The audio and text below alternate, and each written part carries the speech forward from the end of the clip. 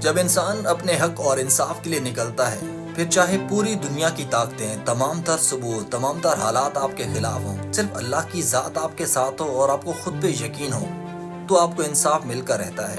یہی کچھ دیکھا ہم نے کیس نمبر 9 میں۔ سب سے پہلے تو شاہ زیب خانزادہ کا بہت شکریہ کہ انہوں نے روایتی ڈراموں سے کچھ ہٹ کے دیکھنے کو دیا۔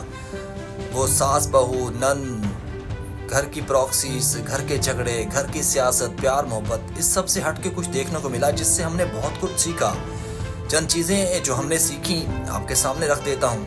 سب سے پہلے سحر کا کریکٹر کہ حالات اس کے خلاف، گھر والے ساتھ نہیں دے رہے ہیں، سامنے والا شخص بہت طاقتور، اس کے باوجود انصاف کی ٹھان لی اور ایٹ دی اینڈ اللہ نے اسے انصاف دیا۔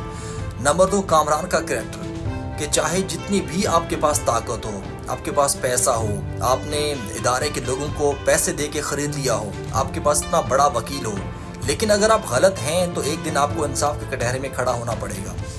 اس کے بعد اس کے دوست کا کریکٹر کہ آپ شروع میں کنفیوز رہتے ہیں، لیکن ایٹ دی اینڈ اگر آپ اپنے ضمیر کی آواز سنتے ہیں، آپ سچ کے ساتھ کھڑے ہوتے ہیں، تو پھر تا حیات آپ امر ہو جاتے ہیں ایک لحاظ سے۔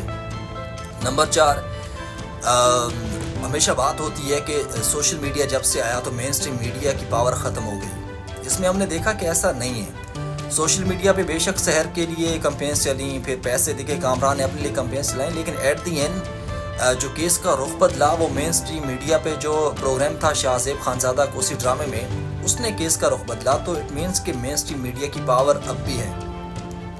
ایک اور امپورٹنٹ چیز کہ اگر کوئی آؤٹ آف دی وے جا کے آپ کو فیور کر رہا ہے، آپ کو ایکسٹرا پیسے دے رہا ہے یا کسی بھی قسم کی ہیلپ کر رہا ہے، تو سوال ضرور کریں کہ کیوں ہو رہا ہے یہ۔ کامران کے ملازمین ان کی اتنی فیور ہو رہی تھی، کامران ان پہ نوازشات کر رہا تھا، تو انہیں سوال کرنا چاہیے تھا کہ یہ کیوں ہو رہا ہے، اور ایسا اگر وہ سوال تب کرتے تو بعد میں شاید ان کے لیے یہ مشکلات پیدا نہیں ہوتی۔ اس کے علاوہ جو سب سے امپورٹنٹ چیز ہے وہ یہ کہ ہم اکثر اپنے اداروں کو غلط کہتے ہیں، اور اسپیشلی پولیس فورس کو ہمیشہ غلط کہتے ہیں، لیکن اس میں ہم نے یہ دیکھا کہ ادارے غلط نہیں ہوتے، ادارے کے کچھ لوگ غلط ہوتے ہیں۔ انسپیکٹر شفیق جیسے لوگوں نے پورے ادارے کو گندا کیا ہوا ہوتا ہے، لیکن اسی ادارے میں ایس پی زہیب جیسے لوگ بھی موجود ہوتے ہیں۔ ادارے غلط نہیں ہوتے، کچھ لوگ غلط ہوتے ہیں۔